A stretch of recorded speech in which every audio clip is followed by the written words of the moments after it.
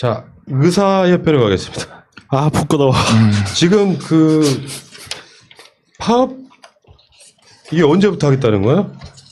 오늘은 뭐 인턴하고 전문의들 했다고 하는데요. 한다고 오늘. 전공의들. 전공의들 오늘이요. 네. 아침 7시부터 밤 24시까지. 예. 어떻게 생각하세요? 진짜 의사로서요. 자, 이제 혼자 방송 진행해. 우선은 제가 오해의 소지가 있기 때문에 미리 말씀드릴게요. 저는 대부분의 직업, 의사를 포함한 대부분이 아니라 모든 직업의 파업에 대해 지지하는 편이에요. 저는 밥그릇 싸움이나 프레임 굉장히 싫어요. 왜냐면 누구나 자기 밥그릇은 다 중요해요. 돈을 많이 버는 사람이건 적게 버는 사람이건 밥그릇은 중요하고, 너네들 밥그릇 싸움 하지 마, 너네들 밥그릇 싸움 하니까 우리가 불편해 라는 거야말로 저는 오히려 그게 이기주의라고 생각하거든요.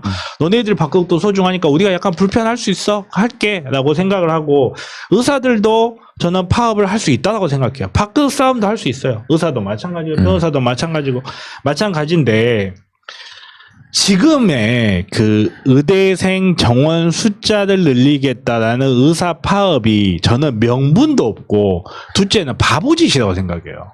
이게 왜 저는 우선은 제가 명분이 없다라고 생각하는 이유를 말씀드릴게요. 저는 지금 정부나 이쪽에서 이야기하는 의료 공백을 메우기 위해서 의사 숫자를 늘린다라는 말은 저는 사실은 별로 설득력이 없다고 생각해요. 여러 가지 이유에서. 그러니까 간단한 예를 들어서 변호사 숫자가 지난 20년간 거의 3배가 늘었는데 그렇다고 해서 무변천이 없어진 거 아니거든요. 의사도 마찬가지예요. 의사도 분명히 의료 공백 지역인데 의사 숫자를 늘려서 해결하는 데는 저는 한계가 있다고 봐요. 한계가 있다고 보고, 기피과인 건 의사 숫자가 부족해서 기피과가 아니에요. 심지어는 의사들끼리는 그런 이야기도 하거든요.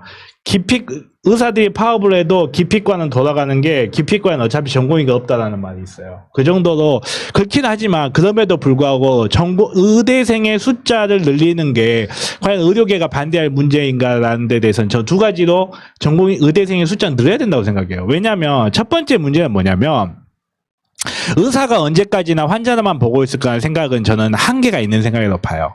앞으로 우리나라에서 4차 산업화를 준비하면서 바이오 쪽으로 산업을 계속 확장을 시켜가기도 하고 그린 뉴딜 정책 같은 거 하면 의료 인력이 의료 환경뿐만 아니라 여러 가지 분야에서 활약을 해줘야 돼요.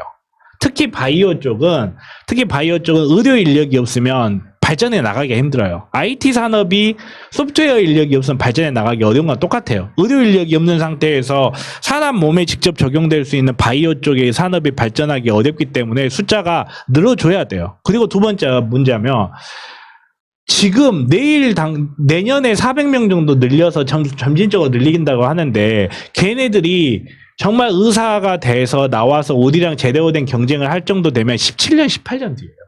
특히 남자들 같은 경우 군대 갔다 와야 되기 때문에 제대로 된 의사로 경쟁 상대가 되려면 그게 17년, 18년 걸리는데, 이 17년, 18년 걸리는 그 어떤 국가적인 작업에 대해서 과연 이게 우리 의사들이 지금 당장 파업을 하면서 반대를 할 문제인가? 저는 솔직히 심각하게 물음표가 쳐져요.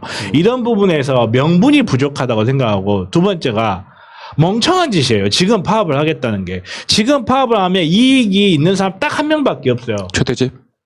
저는 그 사람 누군지 모르는데 집이 엄청 큰 사람이 있어요. 빅하우스, 대집. 그 사람 하나 빼놓고 이렇게 구구적인 성향을 지닌 의사협회의 집행부를 제외하고 이익을 얻을 수 있는 사람이 하나도 없어요. 지금 와서 의사들의 분노를 살살 긁는 게 뭐냐면, 야, 우리가 코로나 때 그렇게 희생을 했는데 지금 와서 정부가 우리 뒤통수를 친다라는 식으로 해서 이야기를 하거든요. 어느 정도 맞는 부분도 있어요. 왜? 대한민국이 코로나를 잘 막아냈고 코로나의 확산에 의사 숫자가 부족해서 확산을 못 막지 않았어요. 그건 맞아요. 그건 맞는데, 국민들이 코로나 사태를 겪으면서 의료진이 고생하고 희생한 거 알아요. 모르지 않아요. 희생한 거 알고 국민들이 거기에서 땀 흘리고 했을 때 어떤 사람은 지지율이 4%까지 올라갔잖아. 그런 사람도 있을 정도로 땀 흘리고 고생한 거 알고 국민들이 어느 정도 의료 인력에 대해서 빚을 지는 느낌을 받고 있어요. 근데 이 상황에서 파업해버리잖아요. 앞에 쌓아왔던 고생한 거 다 날려먹어요. 그리고 만약에 이 파업 이후로 코로나가 확산세로 가버리잖아요. 이제 의사 탓이에요. 그때부터는. 니네들이 파업했으니까 그래서요. 근데 그리고 거기에다가 파업이 효과를 볼 수 있느냐? 불가능해요. 1차 의료 체계에서는 파업을 어느 정도 하루 이틀 정도 할 수 있을지 모르겠는데 우리나라 대부분 개인이 운영을 하는 형태이기 때문에요. 병원 의원 2, 3일만 운영 안 되면요. 매출이 2, 3천씩 떨어져요. 그 상황에서 의사들이 버틸 수도 없고 입원 환자가 있는 병원급 의료기관에서는 아예 불가능해요. 환자 파업 참여하겠다고 하루 비우는 순간 환자 다 빠져나갔다 그 환자 다시 다 차려면 몇 달 걸려요. 그거 버티지도 못해요. 근데 의사들은 자기네들 밥그릇을 위해서 코로나 와중에 파업했다는 이미지를 몽창 다 써버리는 거예요. 파업의 효과도 없고 명분도 없고 거기에다 거의 자살행위 하는 거죠.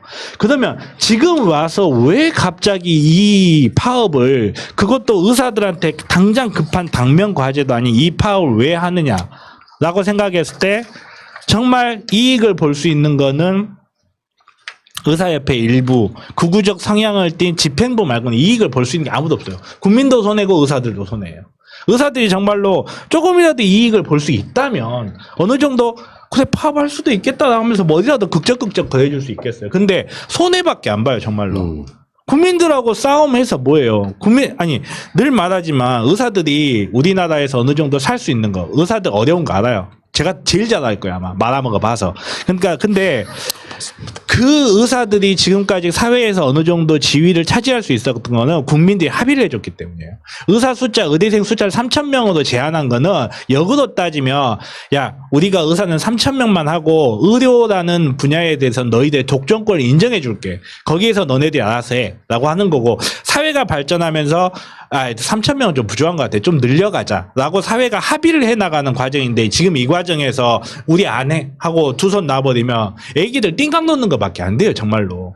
국민들이 우리를 어느 정도 보호해주고 그 안에서 거기다가 우리나라 같은 경우 국민건강보험공단 국민건강이라는 체계 하에서 보호해주는 부분도 있고 그리고 솔직히 요 보는 의사 선생님들 많은 거 같은데 솔직히 문재인 케어 들어와가지고 수가 많이 올랐잖아요. 그런 부분 하나도 고려 안 하고 지금 파업하겠다? 그렇게 해서 국민들하고 싸움을 하면요 정말 지금 상태는 죽습니다 정말로. 왜 하는 건지 모르겠어요 정말. 근데 그 일반 병원들은요 8월 14일 날 파업할 병원들이 거의 없을 것 같은 느낌은. 못 한다니까요. 자, 의사로부터 들은 의사 파업 이야기했습니다. 더 이상 뭐 할 말이 뭐 있어. 우리 같은 사람 잘 모르니까 의사가 했으니까 됐지. 끝.